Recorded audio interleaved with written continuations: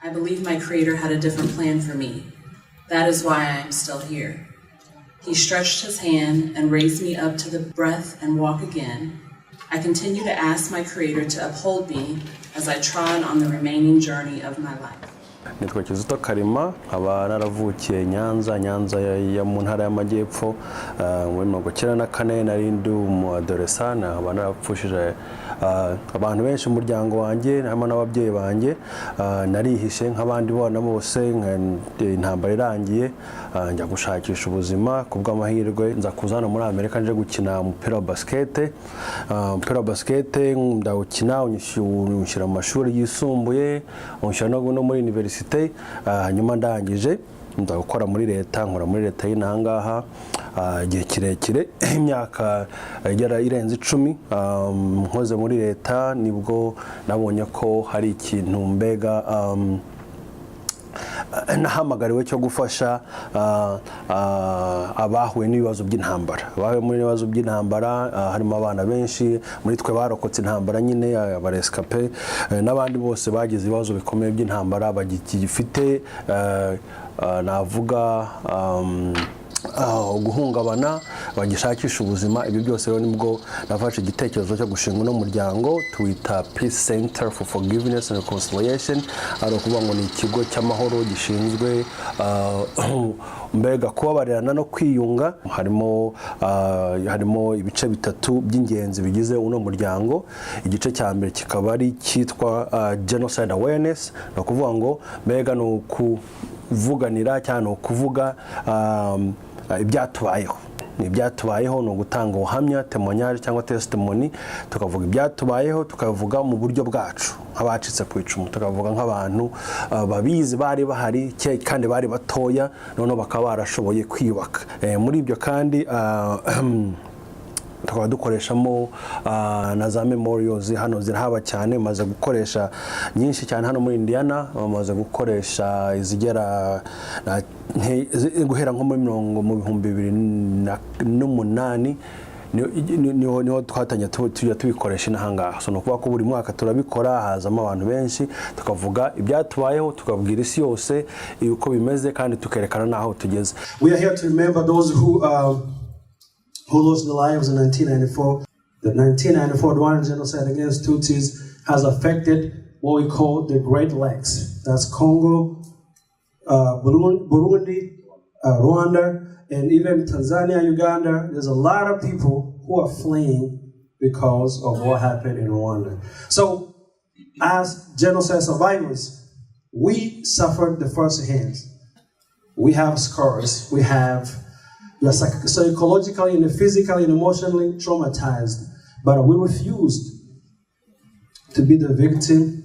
We decided to move forward. To be honest, everything to me seems so strange, but on the other hand, that was a big and a better change. I was like, wow, what a beautiful place.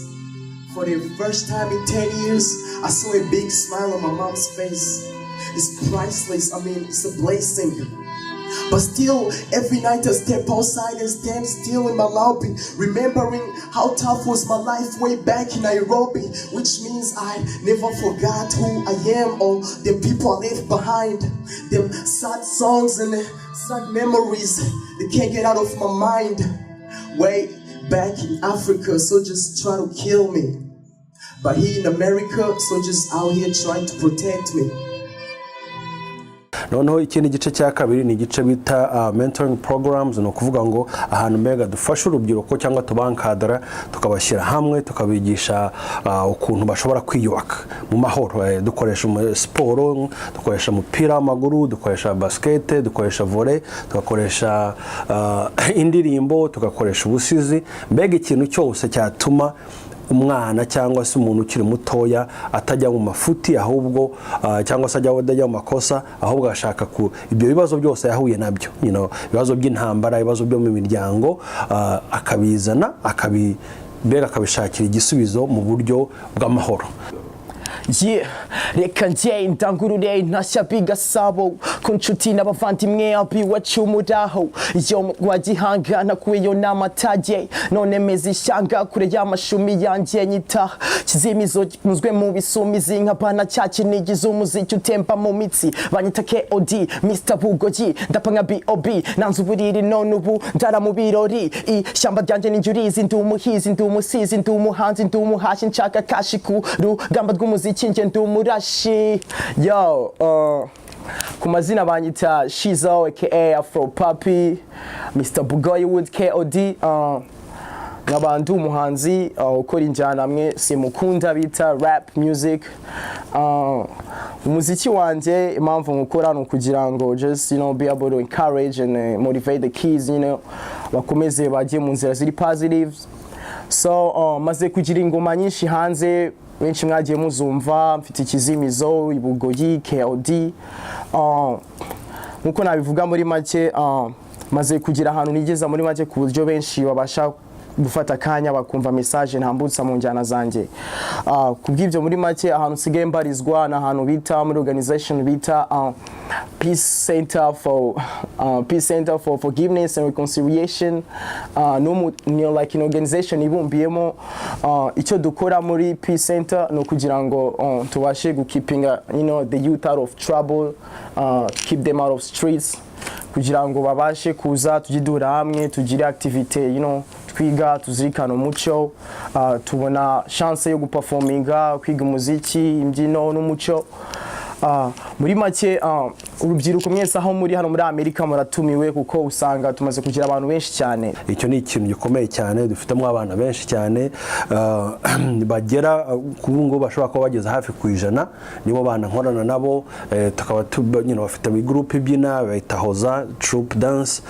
dufite ikipe ya soccer yitwa Amani Soccer Club dufite za volley za basket twita Peace Basketball Clubs and Peace Volleyball Clubs ibyo byose ni ibintu dushyira hamwe kugira ngo abana bumve ko cyangwa urubyiruko rwumve ko tutari rwonyine kuba ko urubyiruko rwinshi rwavuye muri Glarak rwavuye muri akibigo byacu byakoye intambara ariko nabandi baba hano muri Amerika n'abakure hano muri Amerika nkatwe twese twaje tukiri batoya tugishaka kwiyubaka.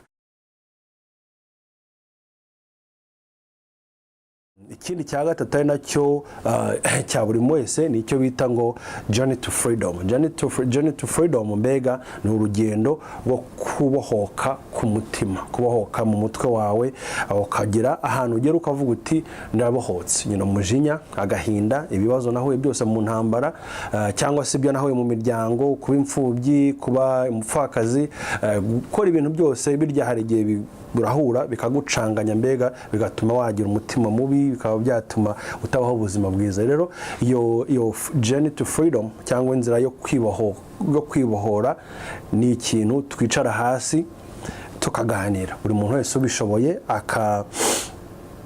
akavuga ikintu kimugoye ku mutima nakavuga n'ikibazo afite muri ibyo hakaba harimo nk'abantu bakigera inahangaha mbigisha icyongereza nkabashakira akazi nkabajyana mu bintu mbega ibibazo serivisi zose bakeneye abenshi baba bakeneye ubufasha bwo mu bucamanza ngiye n'izi bintu by'ubucamanza n'ibintu bya security nibyo nkoramo nibyo nakoze mu gihe kirekire ndabizi ugize ikibazo ngiye buryazaho nkamwereka ukuntu muri Amerika umuntu habaho amategeko muri Amerika ikintu agomba gukora so ibyo byose ubundi ukamushakira yahwaba icyo kurya n'icyo kwambara ibyo byose yamaze kubigeraho nibwo tutangira tukavuga tuti noneho reka tuganire ku buzima bwawe harimo ababyeyi benshi baje nahangaha bafashwe ku ngufu abona abantu rwose bafite ibibazo bikomeye cyane kubashakira